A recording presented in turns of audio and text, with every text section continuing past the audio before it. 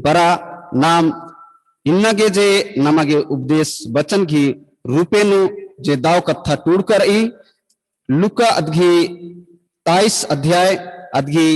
आगे 8 पद्धति नाम 12 पद गुटी 12 कड़ी गुटी नाम पढ़ोत। लुका 23 अध्याय अदघी 8 कड़ी थी 12 कड़ी गुटी इन्नु ई लिखा लिखकर नाम हिंदी थी पढ़ोत। हेरोदेस यीशु को देखकर बहुत ही प्रसन्न हुआ, क्योंकि वह बहुत दिनों से उसको देखना चाहता था, इसलिए कि उसके विषय में सुना था और उससे कुछ चिन्ह देखने की आशा रखता था। वह उससे बहुत सी बातें पूछता रहा, पर उसने उसको कुछ भी उत्तर ना दिया। प्रधान याजक और शास्त्री खड़े हुए तन मन से उस पर दोष लगाते रहे। तब हेरोदेस ने अपने सिपाहियों के साथ उसका अपमान करके ठट्ठों में उड़ाया और भड़कीला वस्त्र पहनाकर उसे पिलातुस के पास लौटा दिया। उसी दिन पिलातुस और हेरोदेस मित्र हो गए। इसके पहले वे एक दूसरे के बैरी थे। यागुटी आमीन खोड़ा जोग दिरिगे ओक्को कालो।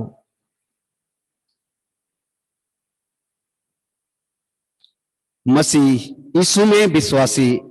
प्रिय माता पिता और भाई और बहन, परमेश्वर का धन्यवाद हो। परमेश्वर को इस जीवन से महिमा मिले कि हम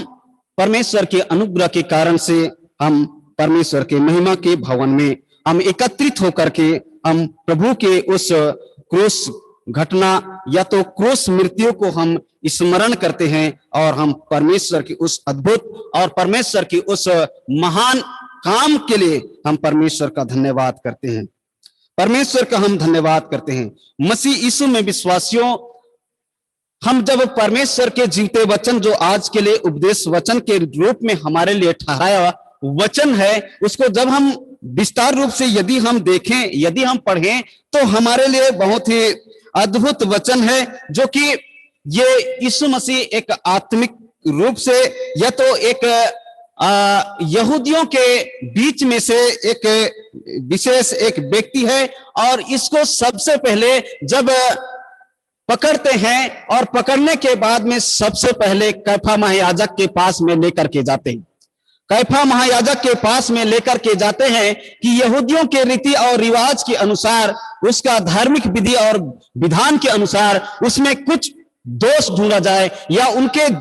उनके अंदर में कुछ ऐसी बातें ढूंढी जाए कि वो दोषी करार किया जा सके, दोषी ठहराया जाए। ऐसा इन्होंने किया और पकड़ करके सीधा कैफा महायाजक के पास में लेकर के जाते हैं। और इसके बाद में हम जानते हैं कि आज का जो पाठ वचन में हम पढ़ते हैं, यहां पिलातुस के पास में लेकर जाने की बात को कहते हैं, बात को हमको यहां प्राप्त करते हैं। सो मसीह में विश्वासियों, पिलातुस एक रोमी साम्राज्य का एक महाराजा था और ये जो यहूदी लोग थे, यहूदी लोग जो है रोमियों के गुलाम में जा चुके हैं। रोमियों के अधीन में होकर के इन लोग का जीवन व्यतीत हो रहा है और ये लोग जो है गुलामी का कहें जीवन या अधीनता का जीवन कहें, सो अपने बीच का कोई राजा नहीं रहा। लेकिन मसीह में विश्वासियों, ये रोमियों के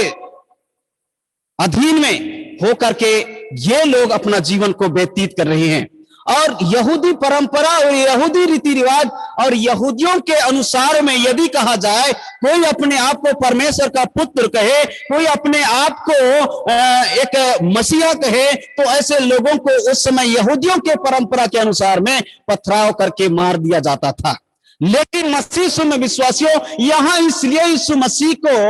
जो कि महायाजक के पास में लेकर के गए और इसके बाद में पिलातुस के पास में इसलिए लेकर के जाना पड़ा क्योंकि वे लोग किसी के या तो कहें रोमी साम्राज्य या तो रोमियों के अधीन में होकर के ये लोग अपना जीवन को व्यतीत कर रहे हैं। रोमी महाराजा के अधीन में या तो पिलातुस के अधीन में रह करके जीवन को व्यतीत कर रहे हैं। और तब यीशु मसीह के ऊपर में पथराव करके या तो यीशु मसीह को अपने विधि, अपने जो व्यवस्था है उसके अनुसार उसको मार नहीं सकते थे, क्योंकि वे लोग रोमियों के अधीन में होकर के अपना जीवन को व्यतीत कर रहे थे। सो मसीह में विश्वासियों, रोम एक ऐसा महान और ऐसा एक सामर्थ्य से परिपूर्ण देश था, और वो बहुत सारे देश और बहुत सारे राज्य को अपने कब्जे में लिया। और बताया जाता है, इतिहासकार लिखते हैं कि वो 1000 वर्ष तक बहुत सारे देश में अपना कब्जा जमाए रहा, और जितने पूरे जो देश के लोग थे उनको अपने शासन और अपने अधिकार में लेकर के अपने अनुसार वे लोग चलाया करते थे। सो आज हम देखते हैं पिलातुस एक रोमी महाराजा है, और इसके पास में जो है यहूदी लोग यीशु मसीह को, जो कि उसको अपने आप को मसीहा कहते हुए और अपने आप को परमेश्वर का पुत्र कहते हुए ऐसा दोष लगाते हुए पिलातुस के पास में यीशु मसीह को लेकर के जाते हैं। और यीशु मसीह में विश्वासियों, राजनीति अनुसार, राज्य के जो नीति और विधि के अनुसार उसका न्याय जब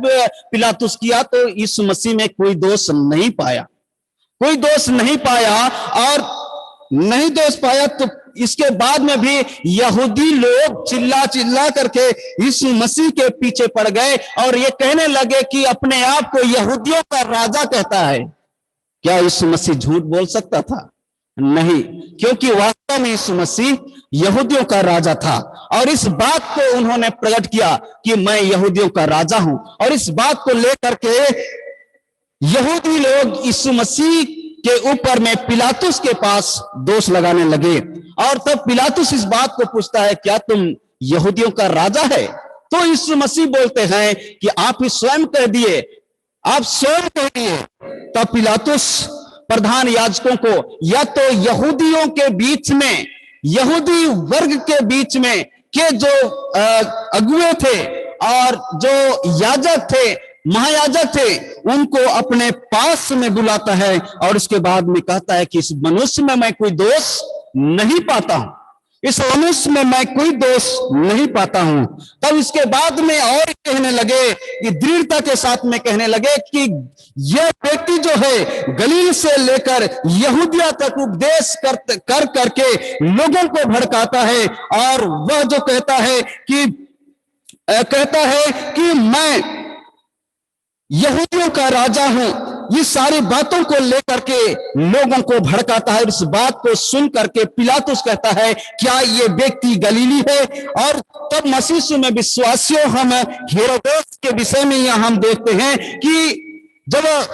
पिलातुस सुनता है कि ये व्यक्ति जो है, ये यीशु जो है, ये गलीली है, इस बात को सुन करके वो यीशु को हेरोदेस के पास में भेज देता है, क्योंकि हेरोदेस के रियासत का यीशु मसीह था, और यीशु मसीह को वहां भेज देता है। सो मसीह में विश्वासियों, और हम पाते हैं अगले वचन में कि यीशु मसीह को देख करके हेरोदेस अत्यधिक प्रसन्न हुआ, या उत्साहित हुआ, या आनंदित हुआ इस बात के लिए कि यीशु मसीह के हाथों से कुछ चिन्ह और चमत्कार और अद्भुत काम देखना चाहता था। और तब यीशु मसीह के मुख से बहुत सारे बातों को सुनना चाहता था, अपने उसके हाथ से चिन्ह और चमत्कार को देखना चाहता था। लेकिन मसीह में विश्वासियों, यीशु मसीह को यह मालूम था कि जिसने यूहन्ना का सिर कटवा दिया, वही यूहन्ना का सिर जो कटवाया वही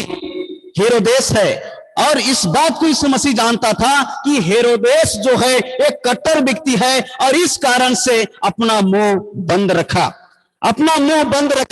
और मसीह में विश्वासियों, अपना मुंह बंद रखा और कोई जवाब नहीं दिया। और इस बात को देख करके यीशु मसीह की कोई जवाब नहीं दे रहा है, तो हेरोदेस अपने सिपाहियों के साथ में ठट्ठा करके यीशु मसीह का मजाक उड़ाया और भड़कीला वस्त्र पहना करके फिर से पिलातुस के पास में लौटा दिया। सो मसीह में विश्वासियों, आज जो है हमारे लिए एक अद्भुत और बहुत ही उत्साहित करने वाला वचन है, जो कि आज मसीह यीशु में विश्वासियों संसार में जब हम किसी दो पक्ष के लोग जो एक दूसरे के साथ में बैर रखते हैं और उनको अगर यदि मध्यस्थता करना है तो दो गुट के बीच में एक व्यक्ति का होना अति जरूरत है, अति जरूरत है। और तब दोनों गुटों का जो भी झगड़ा का विषय होगा, उन सारे विषयों को लेकर के बीच में जो व्यक्ति होता है वो व्यक्ति समाधान करता है, व्यक्ति समाधान करता है। और उसी काम को मसीह यीशु में विश्वासियों परमेश्वर का बेटा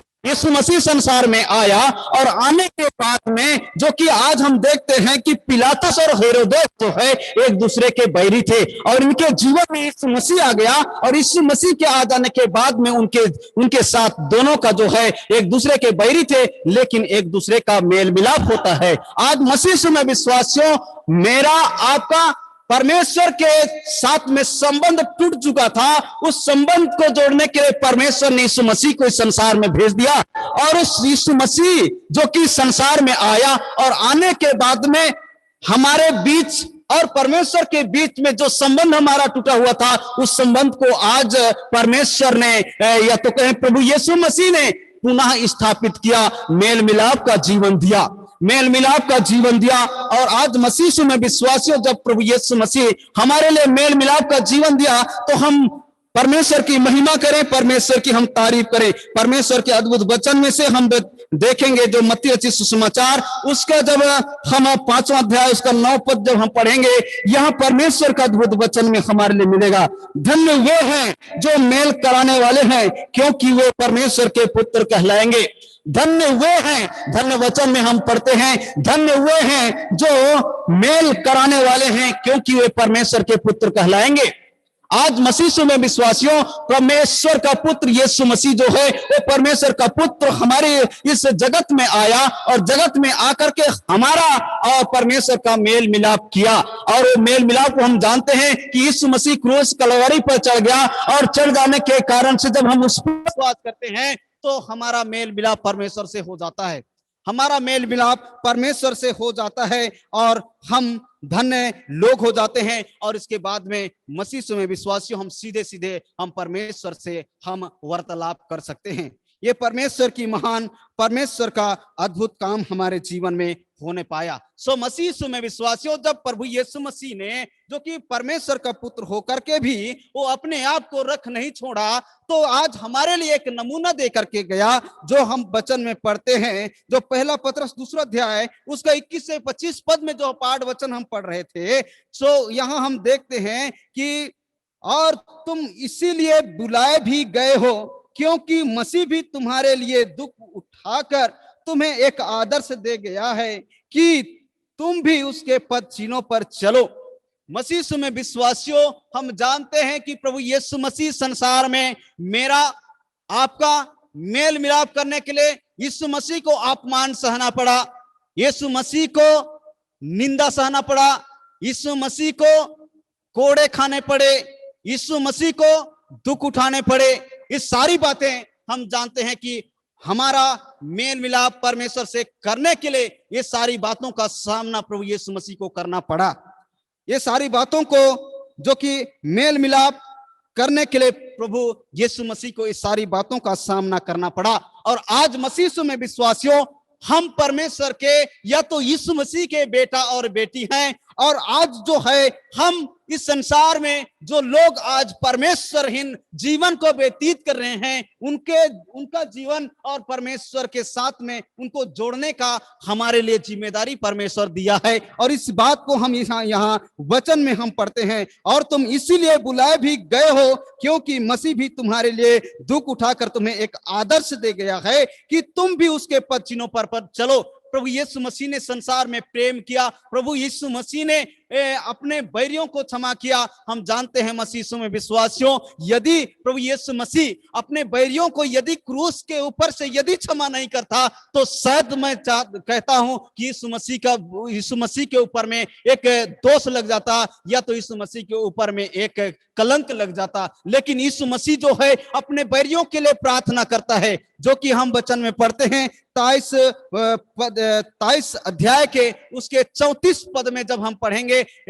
लूका रचित सुसमाचार उसका 23 अध्याय उसका 34 पद में जब हम पढ़ते हैं तो यहाँ परमेश्वर का अद्भुत वचन में हम पढ़ते हैं, जो लिखा हुआ इस प्रकार से है। तब यीशु ने कहा, हे पिता, इन्हें क्षमा कर, क्योंकि ये जानते नहीं कि क्या कर रहे हैं। और उन्होंने चिट्ठियां डालकर उनके कपड़े बांट लिए। सो मसीह में विश्वासियों, प्रभु यीशु मसीह अपने बैरियों के लिए प्रार्थना करता है। प्रभु यीशु मसीह अपने बैरियों के लिए प्रार्थना करता है। और आज हमारे लिए भी चाहिए कि प्रभु यीशु मसीह जैसे अपने बैरियों को क्षमा किया, बैरियों के पापों को, जो पाप किए उन सारे पापों को प्रभु यीशु मसीह ने क्षमा किया। प्रभु यीशु मसीह के अद्भुत वचन में जब हम पढ़ें तो आज निश्चय मसीह में विश्वासियों, मत्ती रचित सुसमाचार उसका 6वां अध्याय उसका जब हम 14 और 15 पद में जब हम पढ़ेंगे, वचन हमको बतलाता है, इसलिए यदि तुम मनुष्य के अपराध क्षमा करोगे तो तुम्हारा स्वर्गीय पिता भी तुम्हें क्षमा करेगा, और यदि तुम मनुष्य के अपराध क्षमा ना करोगे तो तुम्हारा पिता भी तुम्हारे अपराध क्षमा ना करेगा। ये वचन में लिखा है। और आज मसीह में विश्वासियों, बहुत सारे परिवार में, बहुत सारे भाइयों और बहनों के जीवन में देखा जाता है कि एक दूसरे के ऊपर में, एक दूसरे के बैरी बन करके जीवन को जीते हैं, जीवन को संचालन करते हैं। ये हम भूल जाते हैं कि प्रभु यीशु मसीह मेल मिलाप को चाहता है। प्रभु यीशु मसीह खुद अपने बैरियों के लिए प्रार्थना किया, क्षमा मांगा। तो आज भी हमारे लिए जरूरत है कि हम प्रभु यीशु मसीह के निकट में जब हम अपना जीवन को जीते हैं तो निश्चय मसीह में विश्वासियों, हमें कोई गाली गलौज करता है, हमें कोई दुख देता है, हमें कोई धमकी देता है, या तो हमें और किसी प्रकार से हमको सताता है, तो आज हमारे लिए चाहिए कि हम परमेश्वर के निकट में, हम प्रभु यीशु मसीह के जो बेटा और बेटी हैं, प्रभु यीशु मसीह ने परमेश्वर से प्रार्थना किया क्षमा के लिए, तो आज हमारे लिए भी जरूरत है, क्योंकि हम उसके बेटा और बेटी हैं।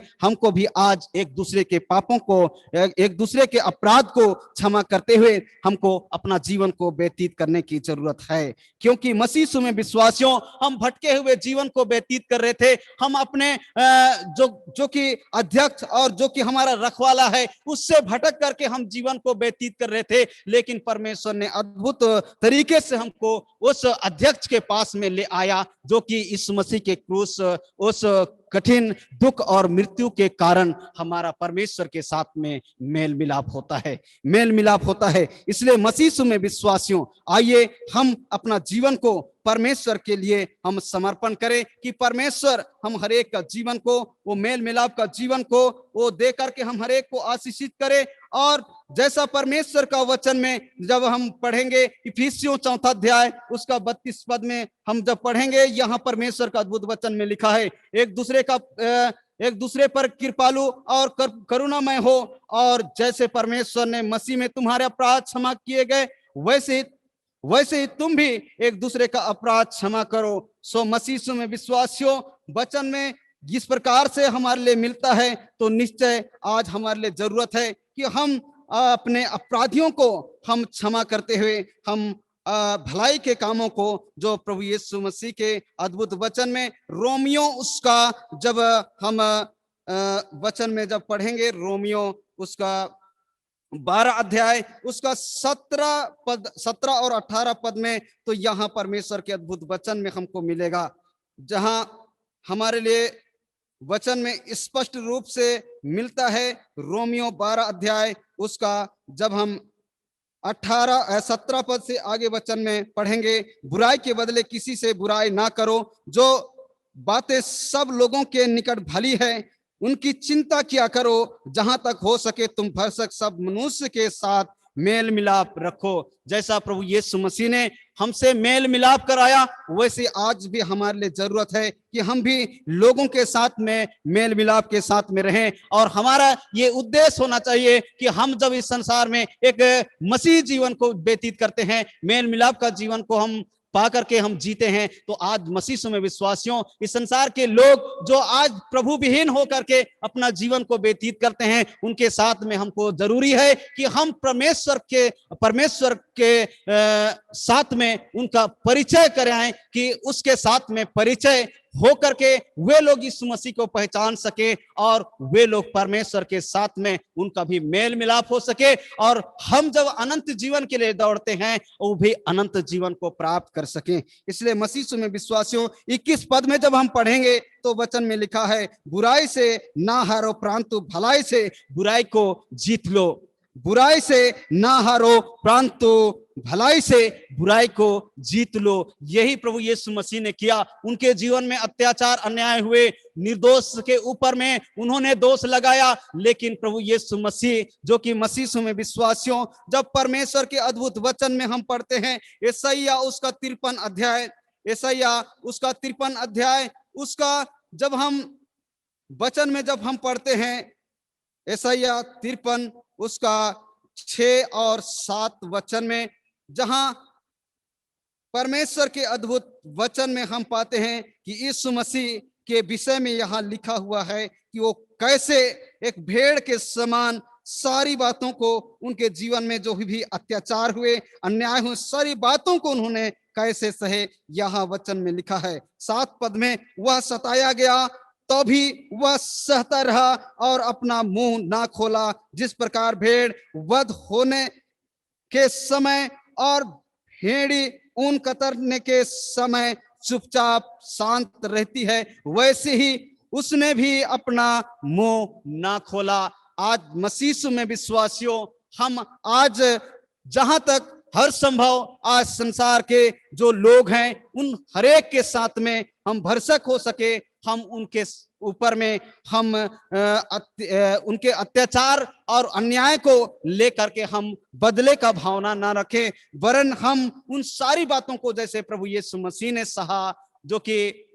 एक भेड़ के समान, एक भेड़ी के समान उन्होंने सारे दुखों को उन्होंने सह लिया। आज हमारे लिए भी परमेश्वर प्रभु यीशु मसीह ने हमारे लिए एक आदर्श दे गया है, और इन सारी बातों को जो प्रभु यीशु मसीह ने अधूरा छोड़ करके गए हैं, उस काम को जब हम करते हैं हमारे जीवन में सताव आएगा, हमारे जीवन में परेशानियां आएगी। लेकिन मसीह यीशु में विश्वासियों, वचन में जब हम मत्ती रचित सुसमाचार उसका 5वां अध्याय जो धन्य वचन है, यह हम पढ़ते हैं, जो हमारे लिए अद्भुत वचन मिलता है। मत्ती रचित सुसमाचार उसका 5वां अध्याय उसका जब हम पढ़ते हैं 11 पद से आगे वचन में, तो यहाँ अद्भुत वचन हमारे लिए मिलता है। धन्य हो तुम